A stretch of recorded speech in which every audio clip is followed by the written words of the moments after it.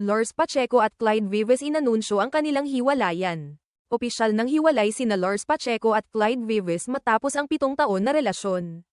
Sa kanilang mga pahayag sa Facebook, parehong nagpahayag ng pasasalamat at lungkot ang dalawa. Si Lars ay nag-iwan ng maikling mensahe, 7 years it was. No regrets, just memories made. I wish you healing. I wish myself forgiveness. Ipinahiwatig niyang mas pipiliin niya ang pagpapatawad at paghilom kaysa manatili sa sakit. Samantala, mas emosyonal ang post ni Clyde.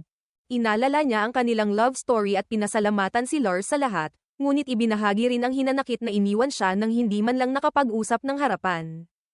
Nakakalungkot lang na iniwan mo ko habang natutulog ako. Sana kinausap mo muna ako.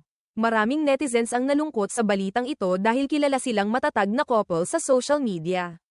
Gayunman, marami ring nagpaabot ng suporta at mensaheng nagbibigay lakas sa kanilang dalawa.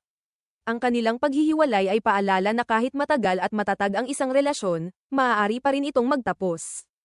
Sa kabila nito, ipinakita nila ang respeto at maturity sa pamamagitan ng pasasalamat at dignidad sa isa't isa. Ngayong magkaiba na ang kanilang landas. Haharap sina Lars at Clyde sa bagong yugto ng buhay, dala ang mga alaala at aral ng 7 taon nilang pagsasama.